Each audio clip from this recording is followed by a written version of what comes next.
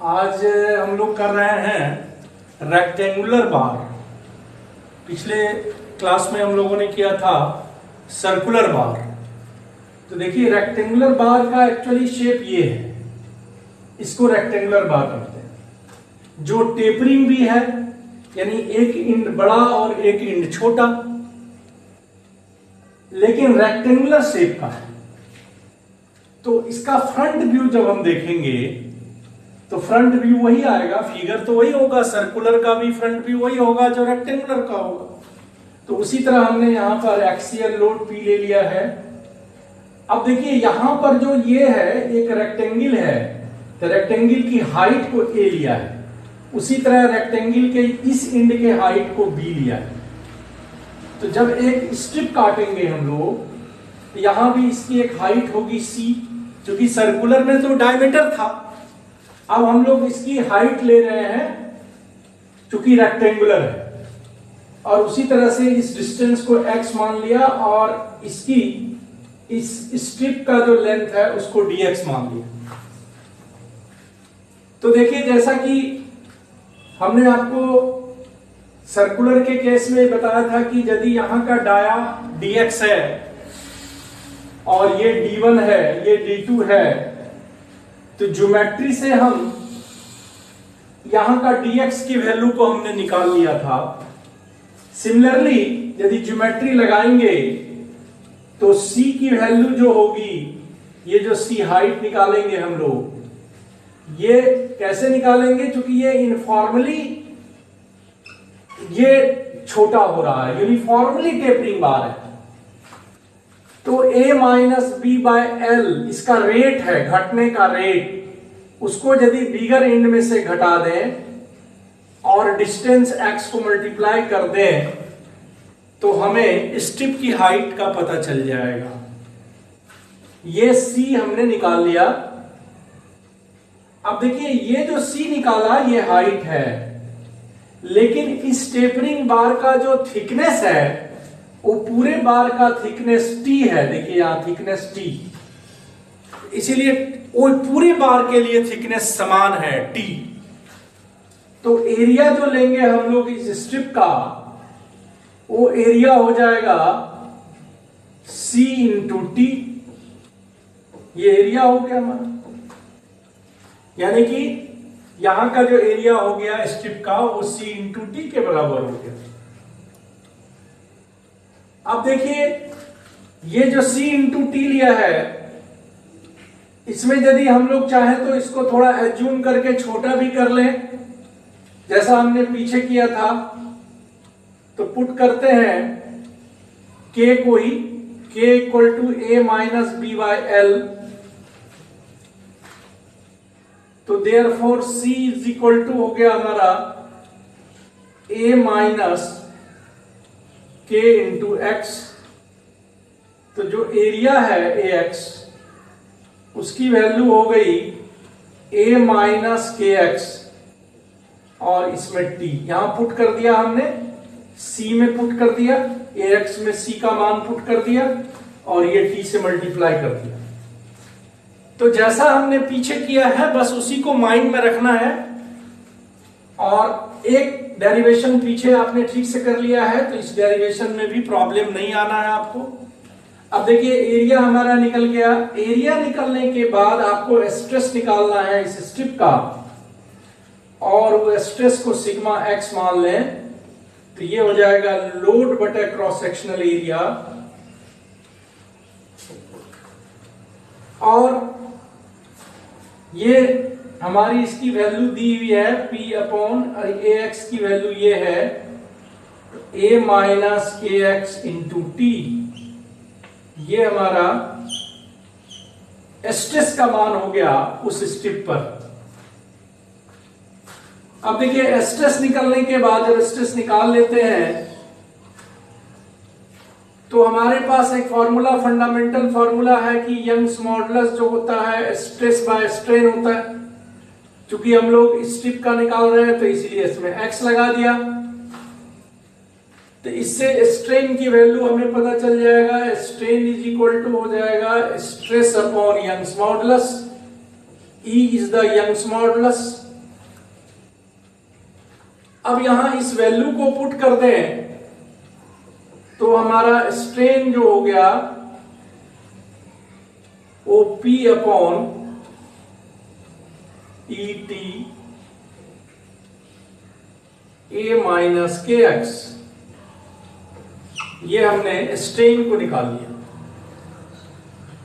अब स्ट्रेन निकल गया तो आप जानते हैं कि स्ट्रेन की वैल्यू जो होती है वो डेल्टा एल बाय एल या डेल्टा एल बाय एल लिखते हैं।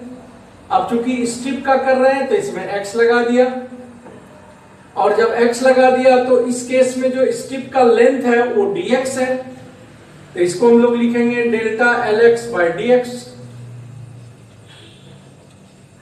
यानी कि इससे क्रॉस मल्टीप्लाई करें हम लोग तो एलोंगेशन जो हो गया वो हो गया स्ट्रेन इनटू dx। अब स्ट्रेन की वैल्यू हम यहां से डाल दें इसमें, तो delta lx is equal to हो गया P dx upon E T A minus K X, ये एलोंगेशन हमारा आ गया। और जैसा कि हमने आपको कहा है कि जब स्ट्रिप का एलोंगेशन आ जाता है तो उसे यदि इस पूरे लेंथ के लिए हम इंटीग्रेट करें, ये चूंकि इस बार का लेंथ हमारा L है, ये लेंथ हम L एज्यूम करेंगे, यहां L है लेंथ, तो इसे इंटीग्रेट करें यदि प्रॉपर लिमिट के साथ L लेंथ के लिए तो हमें टोटल बार का एलोंगेशन पता चल जाएगा। तो इसीलिए हम लोग इसको इंटीग्रेट करें डेल्टा LX को 0 टू L में, तो देखिए इधर जो कांस्टेंट टर्म है उसको बाहर निकाल लेते हैं, P बटे ई टी ये बाहर आ गया, पहले ही कांस्टेंट को बाहर निकाल लें 0 टू L, इधर हो गया dx upon a minus K x, यही हो गया जब हम इंटीग्रेट करेंगे। और हमने ये बताया था कि ये जो डेल्टा LX है ये इसका एलोंगेशन है स्ट्रिप का, और जब L लेंथ के लिए उसे इंटीग्रेट कर रहे हैं तो पूरे का एलोंगेशन मेरा निकल रहा है L लेंथ के लिए, तो इसीलिए इस टर्म को डेल्टा L लिख सकते हैं हम लोग। अब ये हो गया हमारा डेल्टा L, लेफ्ट में डेल्टा L हो गया, और राइट में देखिए ये है P बाय ई टी, और इसको जो इंटीग्रेट करेंगे तो इंटीग्रेशन आप जानते होंगे कि 1 बाय एक्स का log x होता है, और यदि x के जगह कोई और टर्म है तो हम लोग log लगा के फिर इसे डिफरेंशिएट करके डिनोमिनेटर पे रखते हैं। तो पहले log के साथ ये लिख देंगे हम लोग, तो ये हो गया log a minus K X, ये होता है इसका इंटीग्रेशन। अपॉन में क्या हो जाएगा कि इसे डिफरेंशिएट करना है x के रिस्पेक्ट में, तो a का 0 x का 1, तो minus k is the differentiation, so we have to divide this term by minus k and our limit is, upper limit is L and lower limit is 0. Now अब देखिए ये जो मेरा माइनस k है ये constant है, इसको हम बाहर भी ले सकते हैं यहां पर, तो delta L is equal to minus P upon E T K, ये बाहर ले लिया, तो अंदर जो टर्म है हमारा log a minus K x, और इसकी लिमिट है हमारी L और 0। अब एक बार lower limit upper limit minus lower limit हम लोग करेंगे, तो इस तरह से डेल्टा L की वैल्यू हो जाएगी minus P upon E T के, और जब L को पुट करेंगे तो देखिए log a माइनस के एल और माइनस, अब जब 0 पुट करेंगे तो ये टर्म तो 0 हो गया, तो log a आ गया।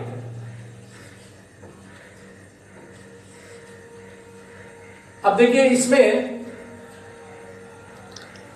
ये जो नेगेटिव है, इस नेगेटिव को अंदर ले जाएं तो जो नेगेटिव टर्म है वो पॉजिटिव हो जाएगा, जो पॉजिटिव है नेगेटिव हो जाएगा।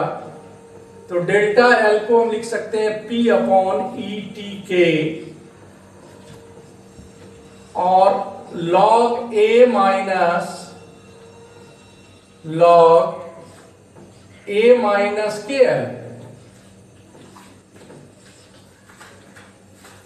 अब देखिए log m minus log n, log m upon n, तो डेल्टा l की वैल्यू हो गई P बाय ई टी के, और यहां लिखेंगे हम log a upon a minus के एल, ये टर्म आ गया हमारा। अब ये जो k है हमारा, इस k को जो हमने एज्यूम किया यहां, उस वैल्यू को पुट कर देते हैं। तो delta L is equal to, ये a minus B by L है, तो L तो ऊपर चला गया, नीचे आ गया ई टी और a minus B, log a upon a minus, और k की वैल्यू है a minus B by L, और इसको फिर इंटू करना है l से, इसको इस ब्रैकेट में लीजिए ऐसे। तो देखिए l l तो कैंसिल हो गया, और ये नेगेटिव b इसमें मल्टीप्लाई करेंगे तो माइनस a प्लस b हो जाएगा। तो therefore delta l is equal to P L बटे E T into A minus B, और इधर हो गया log a अपॉन b। अब देखिए यहां केवल b बचा, क्योंकि ये l और l कैंसिल हुआ, और यहां a और a भी कैंसिल हुआ, केवल पॉजिटिव b बचा। तो ये फॉर्मूला हमारा निकला एलोंगेशन रेक्टेंगुलर के केस में, यानी जब रेक्टेंगुलर बार होगा तो एलोंगेशन निकालने की यही वैल्यू फॉर्मूला हम यूज करेंगे। इसमें a है बिगर एंड की हाइट, यानी उसकी विड्थ, और b जो है वो स्मॉलर एंड की विड्थ, और t है यूनिफॉर्म थिकनेस पूरे बार का, l is the length, p is the tensile load, and e is the Young's modulus. इसमें किसी भी वैल्यू को हम डिटरमिन कर सकते हैं। न्यूमेरिकल में एलोंगेशन निकालने कहेगा तो इस फॉर्मूले में डाल देंगे, या थिकनेस या टेंसाइल लोड कुछ भी हमें दिया जा सकता है। लेकिन एक बात का ध्यान रखिए कि ये जो लॉग है ये नेचुरल लॉग है, यानी बेस ई है हमारा, इसलिए नेचुरल लॉग से इसे सॉल्व करें। आप जब भी न्यूमेरिकल बनाएं तो नेचुरल लॉग से सॉल्व करें, तो आपका आंसर आ जाएगा। अभी तक तो हमने आप लोगों से नहीं कहा, लेकिन बहुत अच्छा रिस्पांस आप लोग दे रहे हैं, और उम्मीद है कि आप लोग यदि अच्छी तरह से समझते रहेंगे तो आपको कहीं भी कोई भी बुक भी पढ़ने की जरूरत नहीं पड़ेगी, यदि आप थ्योरी को ठीक से समझ जाए। देखिए डेरिवेशन मेन चीज होती है, डेरिवेशन आप कंप्लीट समझ जाएंगे तो थ्योरी भी समझ जाएंगे। अब जैसे मान लीजिए कि थ्योरी क्या हो सकता है किसी भी न्यूमेरिकल में, कि व्हाट इज टेपरिंग बार। तो टेपरिंग बार कि if one end of the bar is bigger than another, it is known as the tapering bar, uniform bar, stepped bar। तो होता क्या है कि जब आप फंडामेंटली किसी डेरिवेशन को समझ जाते हैं तो थ्योरी भी समझ जाते हैं और न्यूमेरिकल भी बन जाता है। तो यदि आप लोगों से मुझे सपोर्ट मिलता रहेगा तो कंटिन्यूटी हम करते रहेंगे और आपको लाभ मिलता रहेगा। Okay, thank you.